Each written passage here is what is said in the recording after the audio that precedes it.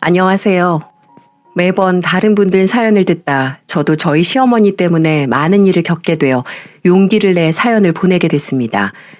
여러분들은 시어머님과 사이가 어떠신가요? 아니, 어떠셨나요? 저희 시어머니와 저는 아주 그냥 막장이 아닌 피 터지는 막장까지 갔었습니다. 바로 그 얘기를 한번 해볼까 합니다. 저는 전라북도 순창에서 거주하고 있는 가정주부입니다. 저는 순창에서 작은 회사에서 일을 하다 저보다 4살이 많은 남편과 부모님의 소개로 만나 결혼을 하게 되었어요. 조금 웃기죠. 친구도 직장 동료도 아닌 소개시켜준 사람이 부모님이라고 해서요. 저희 아버님과 시아버님은 어릴 적부터 워낙 친한 중마고우셨는데 마침 결혼 정년기에 들어선 저와 남편에게 서로 짝이 없는 걸 아시고는 서로 술을 거하게 한 잔 들이키시고 사돈 맺자고 다짐을 하셨다네요. 저보다 나이가 4살이나 많았던 남편은 같은 지역에 살았지만 학교도 같이 다녀본 적도 없고 나이 차가 있어 서로 인사를 한 번도 해본 적이 없었던 사이였어요. 그래서 남편에 대한 정보가 별로 없었는데 막상 만나보니 순둥이 같은 얼굴에다가 제 얼굴을 부끄러워 제대로 쳐다보지 못하는 걸 보고 그런 모습이 너무 귀엽고 순수해 보이더라고요. 그리고 만나면 만날수록 책임감 있어 보이고 성실해 보이는 모습에 저도 모르게 점점 빠져들고 말았어요. 그렇게 우리는 서로에게 호감이 생겨 9개월을 연애를 하다가 부모님들이 결혼을 강하게 밀어붙여 1년도 안 돼 결혼 준비를 하게 되었어요. 그 이후부터는 저희의 의견이 아닌 것처럼 양쪽 집안에서 결혼을 시켰다고 해도 과언이 아니죠. 우리가 결혼하겠다는 소리를 듣고 친정아빠는 알아서 결혼식장을 예약해버리셨고 시부는 상견례 장소를 예약해서 일사천리로 일이 진행이 되었거든요.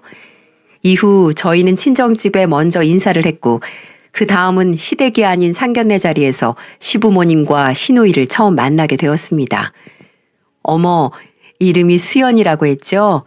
이름처럼 엄청 단아하고 예쁘네요. 제가 벌써 며느리를 맞이하게 될 거란 생각은 못했는데 반가워요. 우리 잘 지내봐요. 네, 어머님. 이렇게 환영해 주셔서 너무 감사합니다. 원래는 우리 집에 와서 맛있는 밥도 먹고 서로 이야기 나누고 나서 상견례 하는 게 맞긴 하지만 이 사람이 하도 난리를 치는 바람에 제 손맛 한번 못 보여줬네요. 제가 음식을 정말 맛깔나게 잘하거든요. 그러니까 결혼 전이라도 언제 시간 되면 꼭 들러요. 내가 맛있는 밥 해줄게요. 네, 어머님. 언제든 불러주시면 제가 한 걸음에 달려갈게요. 우리 수연 씨는 성격이 엄청 씩씩해서 뭘 해도 되겠어요. 시모는 저에게 듣기 좋은 말을 해주고 있었고 곁에 있던 시부는 저희 친정아빠와 뭐가 그렇게 좋은지 하하 허허거리며 이야기를 하고 있었는데 정말 양가 어른들이 축복해주는 결혼은 상견례부터 즐겁다는 걸 알았어요. 그리고 남편에게는 나이 차이가 제법 나는 시누이가 하나 있었는데 예쁜 옷을 입고 있는 시누이는 얼핏 봐도 20살 중반 정도 되어 보였습니다. 20살 중반에 상견례라는 자리가 불편하게 느껴질 것 같아 제가 어색하지 않게 짧은 대화를 이어갔고 시누이도 웃으며 즐겁게 식사를 끝마쳤어요. 상견례가 끝나고 난 이후 남편은 저에게 할 말이 있다고 하더군요. 더 이상 숨기면 안 될 것 같다고 하면서 말이죠. 그러면서 절 근처 카페로 데리고 갔고 거기서 시댁에 숨겨진 가정사를 알 수 있었습니다. 수연 씨, 결혼하기 전에 아무래도 말을 하는 게 맞는 것 같아서 늦었지만 지금이라도 이야기를 해야 할 것 같아. 무슨 일 있어요? 혹시 나 모르는 빚이라도 있어요? 우리 아버지 초등학교 교감으로 재직하셨고 어머니는 다른 학교에서 교사로 근무를 하셨는데 암으로 투병을 하다가 돌아가셨어. 어머니가 돌아가시고 2년도 채 안 돼서 아버지가 재혼할 여자분을 데리고 오셨는데 그게 지금의 새어머니야. 재혼하신 지는 한 3년 정도 되셨고 내 여동생 봤지? 그래서 나랑 나이 차이가 10살도 넘어. 아, 안 그래도 어머님이 너무 동안이라고 생각했어요. 나는 그런 거 괜찮은데 성호 씨가 많이 힘들었겠네. 성호 씨는 괜찮아요? 나도 이제는 괜찮은 것 같아. 처음에는 많이 혼란스럽기도 했는데 역시 시간이 약이다 싶기도 하고 아버지가 좋아하시면 된 거겠지. 그래서 예전에 결혼 이야기를 할 때 솔직히 우리 집안 이야기를 못해서 미안하더라고. 아유, 난 전혀 상관없다니까요. 아버님이 혼자 계시는 것보다 새어머님이 곁에 계시는 게 훨씬 낫죠. 아무래도 자식이 해줄 수 있는 거랑 배우자가 해줄 수 있는 게 다르잖아요. 우리가 아무리 아버님 모시고 산으로 들로 다녀도 아버님은 새어머님이랑 마시는 커피 한 잔이 더 행복할 수도 있고요. 그러니까 그런 걱정은 하지 말아요. 나 정말 괜찮고 아마 성호 씨가 지금 말 안 해줬다면 계속 모르고 지냈을 텐데 지금이라도 이렇게 용기 내줘서 되려 고마워요. 그 이후 친정아빠에게 전화를 해서 전후 사정을 들으니 남편의 말처럼 시부는 사별 후 기운 없이 지내시다가 지금의 새어머니를 만나 밝아지기 시작하셨고 결국 재혼까지 하셨다고 했습니다. 저도 친정아빠에게 말을 듣다 보니 시부의 곁에는 자식보다는 시모가 있는 게 최선이라는 생각을 하기 때문에 차라리 시모가 있다는 점이 고맙게 느껴졌습니다. 저희는 그렇게 무사히 양가의 축복 속에 결혼을 하게 되었어요. 신혼여행을 다녀와서 시댁에 인사를 하러 갔고 그날은 정말 상다리가 휘어지게 상차림이 준비가 되어 있더군요. 시모도 웃으면서 제 앞으로 고기 반찬과 잡채 등을 내밀었어요. 그날 시모가 저에게 너무도 살갑게 대해주신 덕분에 저도 시모와 제가 지금 이런 앙숙이 될 거라곤 생각도 못했습니다. 식사를 마치고 제가 과일을 씻고 있을 때 시모는 제 곁으로 오더니 슬며시 제가 씻고 있던 과일들 가져가시고는 조용히 말씀하시더라고요. 아, 혹시 내 이야기 성호한테 들었어요? 네, 어떤 거요? 나랑 우리 남편이랑 이야기요. 어머님이랑 아버님 어떤 이야기를 말씀하시는지 잘 모르겠어요. 어머님, 과일은 제가 씻을게요. 거실에 가서 쉬고 계세요. 먼저 저에게 본인의 재혼 사실을 물어보는 듯한 시모의 말에 알고 있다고 말을 하기가 좀 불편해서 모르는 척 자리를 떠났습니다. 이후 시모는 마치 저에게 눈치를 보는 것처럼 잘해주려고 애를 쓰셨죠. 정말 이상적인 시모처럼요. 제가 시댁에 가면 항상 음식을 준비해 두셨고 제가 맛있게 밥을 먹고 나서 설거지라도 하려고 하면 시누이와 본인이 하면 된다고 하시며 거실에 가서 남편과 함께 쉬고 있으라고 했습니다. 그것도 기분이 나쁘게 저를 내쫓는 게 아니라 여기는 우리 집 살림이니 내가 하는 게 맞아. 그러니까 우리 며느님은 거실에 가서 과일이라도 좀 먹고 쉬어요. 하시면서 다정하게 말이죠. 저도 시모가 이렇듯 저를 예뻐해 주시니 시모를 참 좋아했고 시어머니가 좋아할 만한 것들을 챙기기 위해 나름대로 애를 썼습니다. 어머님, 이번 주 목요일 시간 되시면 저랑 같이 계곡 보이는 백숙집 가실래요? 아버님도 같이요. 어머, 그럴까? 우리 며느님이랑 같이 가면 너무 좋지. 그럼 제가 모시러 올 테니까 준비 딱 하고 계셔야 돼요. 저는 결혼을 하고 난 이후 일을 그만두고 가정주부가 되었기 때문에 평일에도 시간이 여유로운 편이었습니다. 그래서 차가 없는 시부와 시모를 모시고 종종 드라이브도 가면서 저 나름대로 시댁에서 예쁨 받을 일들을 하곤 했는데 저는 그 백숙이 시모가 저를 끔찍이도 싫어하게 될 계기가 될 거란 생각은 못했어요. 그날은 하필 시부가 갑자기 은퇴한 교직원들 모임이 있다고 하며 약속을 펑크내는 바람에 시모와 저 둘이서 백숙집에 가게 되었고 남편에게서 시부가 오딱을 좋아한다는 말을 듣고 미리 오딱을 주문해뒀습니다. 그렇게 예약한 식당에 가서 음식을 기다리고 있는데 기분 좋게 앉아있던 시모는 음식이 나오는 순간 기함을 하며 저를 노려보기 시작했어요. 저는 도무지 이유를 알 수 없었고 시모는 그 자리를 도망가듯 나가버렸죠. 당황스러웠지만 황급히 시모를 따라갔고 시모는 저에게 들고 있던 핸드백을 집어던지며 생각지도 못한 말을 하기 시작하더군요. 야, 네가 날 무시하는 건 알았지만 이렇게 지독하게도 날 괴롭힐 줄은 몰랐다. 아주 내가 죽기라도 바라는 거야? 네? 저는 어머님이 왜 이렇게 화를 내시는지 모르겠어요. 뭐가 마음에 안 들기라도 하시나요? 너는 내가 옷 알레르기 있는 거 모르니? 아니, 적어도 생각이 있는 애라면 저런 건 시키기 전에 물어보기라도 했었어야지. 아, 저희 가족들이 오딱 알레르기가 없어서 그런 알레르기가 있는지 몰랐어요. 죄송해요. 저는 남편한테 아버님이 오딱을 좋아하신다고 들어서 일부러 미리 주문을 해둔 건데 미처 어머니께 여쭤보지 못했어요. 정말 죄송해요. 역시 그럼 그렇지. 너 내가 재혼한 것도 알고 있었지? 알면서 그런 거지? 그래서 나 이렇게 무시하고 아래 것으로 보는 거 아니냐? 어차피 난 재혼한 제대로 된 시어머니도 아닌 그런 사람이니까. 아니에요, 어머님.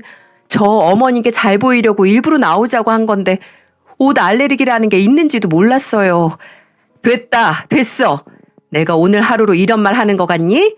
재혼이라는 자격지심에 일부러 너한테 잘하려 했던 내가 바보다, 바보. 나도 너한테 잘해줄 필요도 없는 것을 오늘에 알았네. 나는 택시 타고 갈 테니까 너는 네 시애비가 좋아하는 옷 딱 포장해서 가져다 주면 되겠구나.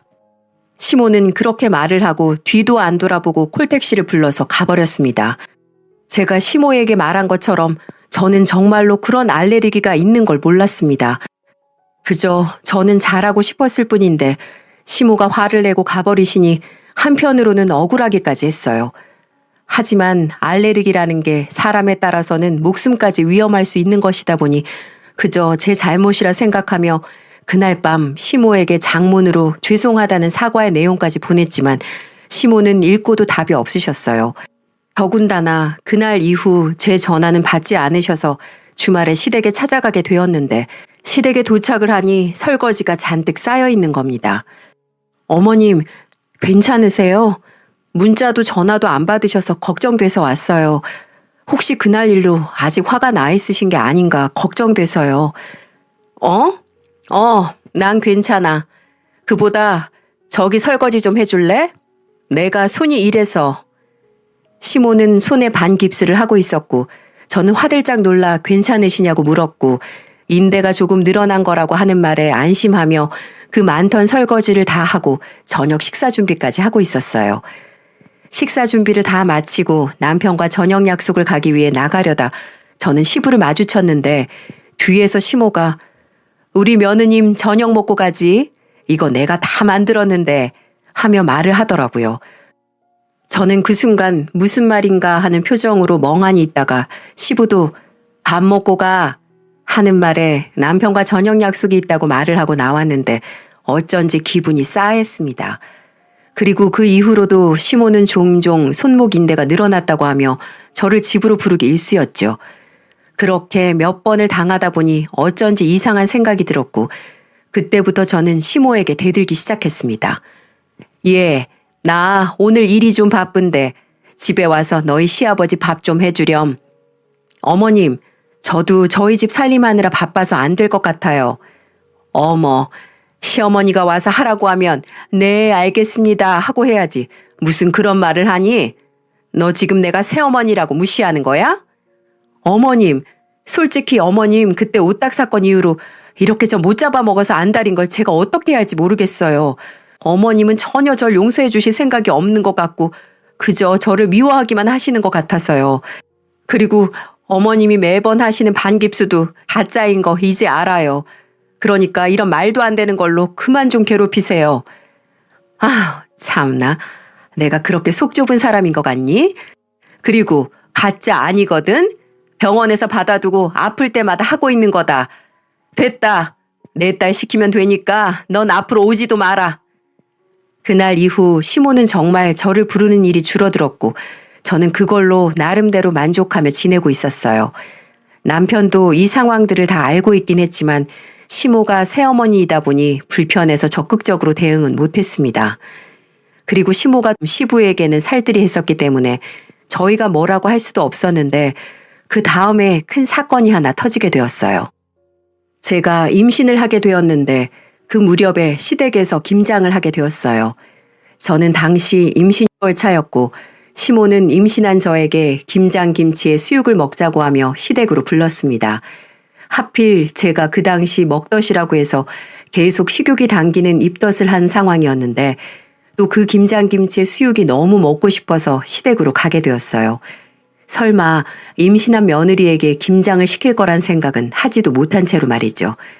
시댁에 도착했더니 절여진 배추김치들이 가득 쌓여 있고 그 옆으로는 갖은 양념들이 있었습니다.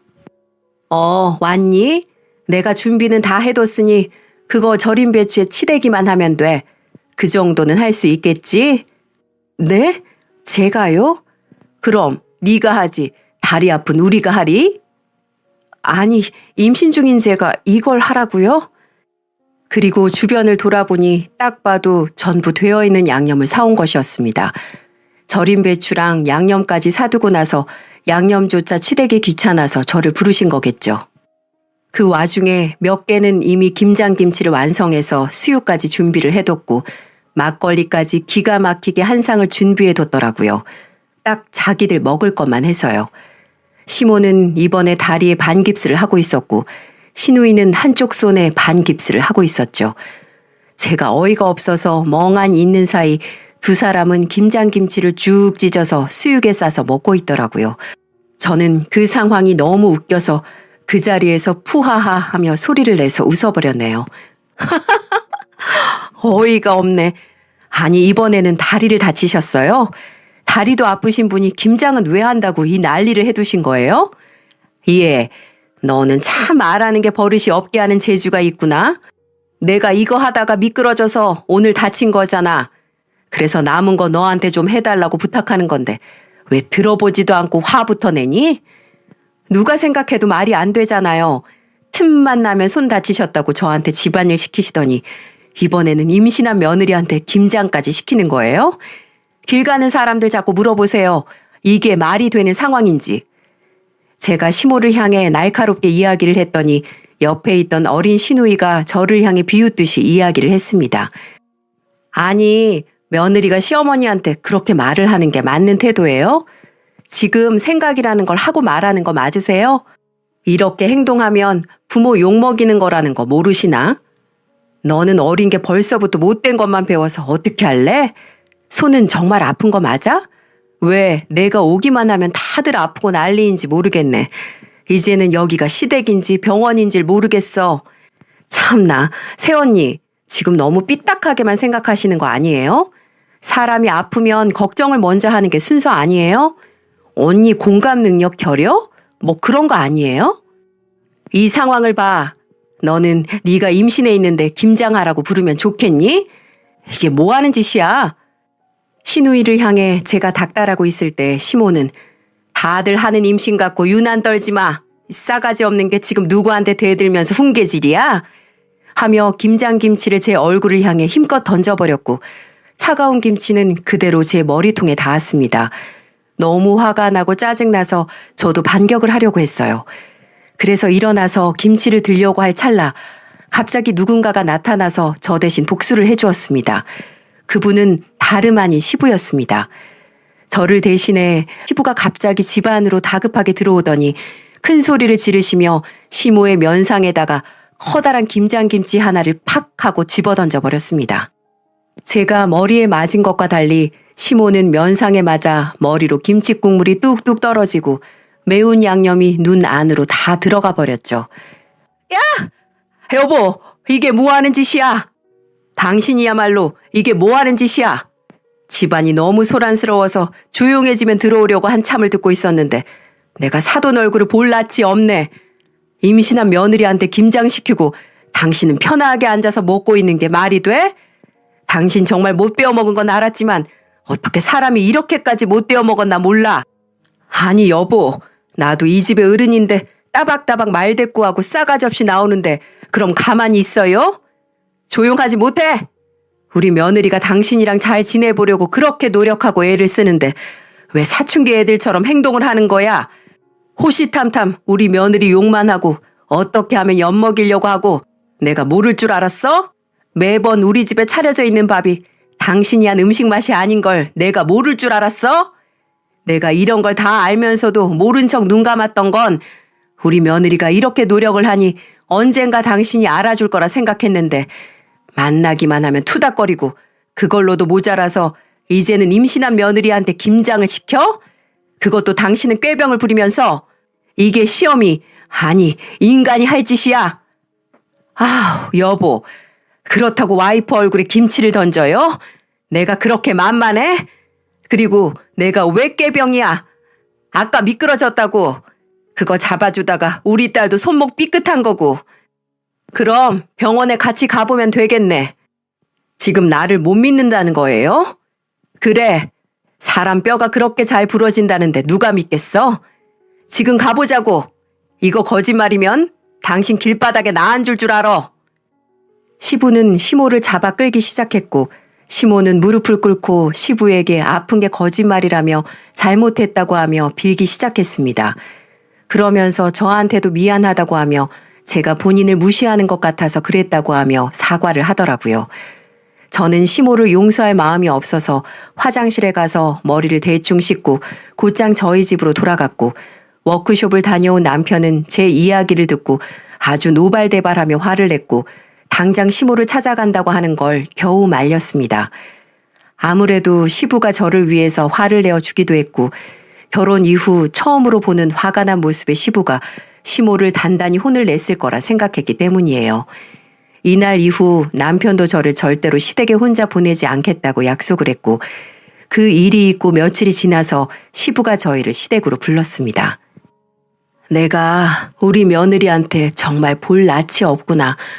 내 친구가 얼마나 귀하게 키운 딸인지 누구보다 잘 아는데 남자가 여자들 일에 나서면 안 되는 거라 생각을 해서 그동안 너무 힘들게 한 것 같구나.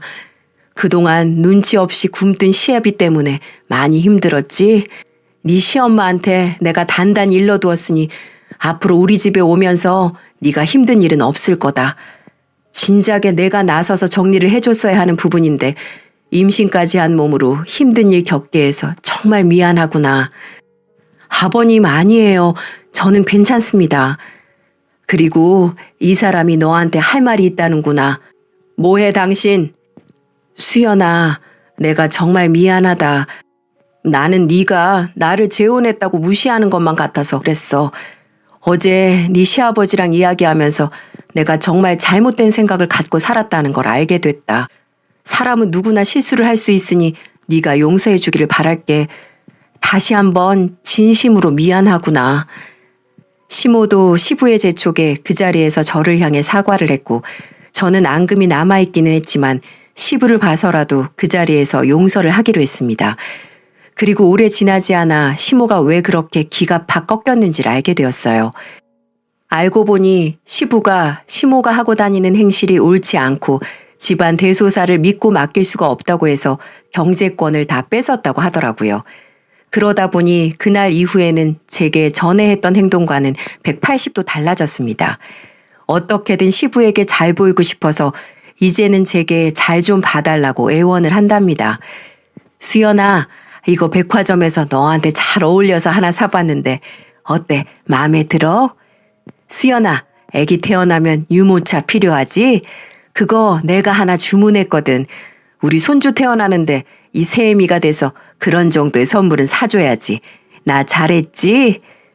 수연아, 몸도 무거운데 걸레질을 왜 하니? 애 놀래겠다. 임산부는 이렇게 힘든 일 하면 안 되는 거야. 이 시애미가 할 테니까 저기 가서 TV 보고 있어. 이따가 내가 밥도 맛있게 해줄 테니. 이렇게 전에 내가 알던 시모가 맞나 싶을 정도로 전혀 다른 분이 되셨어요. 그리고 갈 때마다 제가 좋아하는 음식들이 한가득이고 저를 보면서 어찌나 살갑게 웃어주는지 사실 지금 상태로만 보면 저희 시댁의 최고 권위자는 딱 저인 것 같았어요. 이후 저는 건강한 딸아이를 낳았고 지금은 2년 정도 지났네요.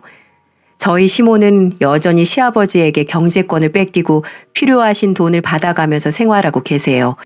이제는 포기하셨는지 경제권 달라는 말씀조차 안 하시고요. 그리고 얼마 전에 다시 김장을 하는 날이 왔어요. 김장을 하면서 어머님이랑 저랑 얼마나 웃었는지 몰라요. 바로 2년 전 김치 사건 때문이었죠. 수연아, 그때 너 내가 김치 던져버렸을 때 네 얼굴에 김치 묻은 걸 보고 얼마나 웃겼는 줄 아니? 웃음 참느라 혼났다야 얘. 암튼 그때 생각만 하면 내가 왜 이리 속아지가 없었는지 모르겠다. 다시 말하지만 그땐 정말 미안했다. 내가 생각해도 도가 지나쳤어. 아니에요 어머님. 저도 잘한 거 없는걸요. 따박따박 말대꾸에 하나라도 지지 않으려고 어머니 화를 돋군 건 바로 저였는걸요. 저도 어머님 입장에서도 며느리가 그렇게 나오면 화가 많이 났을 거예요. 그러니 이제는 우리 앞으로 싸우지 말고 잘 살아요. 그 대신 제가 잘 모실게요. 그렇게 우리는 김장을 다 담근 다음 김치에 수육에 거기에 막걸리까지 어머님과 잔뜩 취하도록 이런저런 얘기를 하며 보냈답니다. 그리고 이제 2살이 된 손주도 손수 기저귀도 갈아주시기도 하고 목욕도 시켜주시고 얼마나 이뻐하는지 몰라요. 이런 시어머니를 보면서 너무 감사하고 고맙기만 합니다. 다 이렇게 변할 수 있었던 계기는 중간에서 시아버님이 중심을 잘 잡아줘서 그런 게 아닐까 싶네요. 그래서 얼마 전에 아버님을 뵙고 오는 길에 한 말씀을 드렸습니다. 아버님, 이제 어머님 경제권 주시는 게 어떠세요? 지금 제게도 얼마나 잘해주시는데요. 이제는 믿고 주셔도 어머님이 집안 살림 잘 꾸릴 수 있을 것 같아서 말씀드려요. 그러니까 아버님은 하하하 웃으시면서 한마디 하시더라고요. 네가 봐도 그러냐? 내가 2년 동안 사람 만들려고 얼마나 고생했는데. 근데 나도 겪어보니 마음 심성은 참 좋은 사람이야. 시기 질투가 좀 있어서 그렇지. 그래도 한두 푼도 아니고 경제권은 딱 1년만 더 지켜볼란다. 그러니 언제든지 네 시애미가 또 못 사게 굴면 말해. 그럼 영영 경제권 안 넘길 테니. 아유, 아버님 감사해요. 저도 제 가정 열심히 꾸려서 아버님 실망시키지 않을게요. 사랑해요, 아버님. 아버님이 계속 제 편을 들어주니 시댁 생활이 마치 친정 생활하는 것처럼 너무 편하게 지내고 있습니다. 어머님은 요즘 제가 편해지신 건지 저한테 시부의 험담도 장난스레 치며 한 번씩 내가 그때 괜히 너한테 김치를 던져서는 아유, 그것만 아니라도 내가 이러고 살지는 않을 텐데 내가 이 집 노비가 아닌가 싶다 하며 땅을 치며 후회를 해요. 그 말씀을 하시면서 얼마나 귀엽게 웃으시는지 그런 모습이 요즘 너무 사랑스러워 보이는 요즘입니다. 신우도 그전보다는 사이가 저와 좋아요. 그리고 2달 뒤에 결혼을 한다고 하네요. 비록 사이는 좋지 않았지만 이제 모든 걸 잊기로 했으니 결혼식 때는 가족의 일원으로 기분 좋게 참석을 하려고요. 그리고 신우도 얼른 임신해서 임산부에게 김장이 얼마나 미친 짓인지 빨리 깨달았으면 좋겠어요. 제 사연은 여기까지입니다. 지금까지 때로는 마음의 상처를 받고 아픈 날도 많았지만 지금은 저는 그 누구보다 행복해요. 역시 사람은 상대방과의 진심 어린 대화를 통해서 그 사람의 마음을 알 수 있는 것 같아요. 요즘 들어 가족이라는 단어가 이 세상에서 가장 아름다운 단어가 아닌가 싶습니다. 이 행복한 가족 깨지 않도록 며느리의 본분을 다하며 열심히 살아가도록 하겠습니다. 물론 친정에서도 듬직한 딸이 될 거고요. 다들 행복하시고 건강하세요. 감사합니다.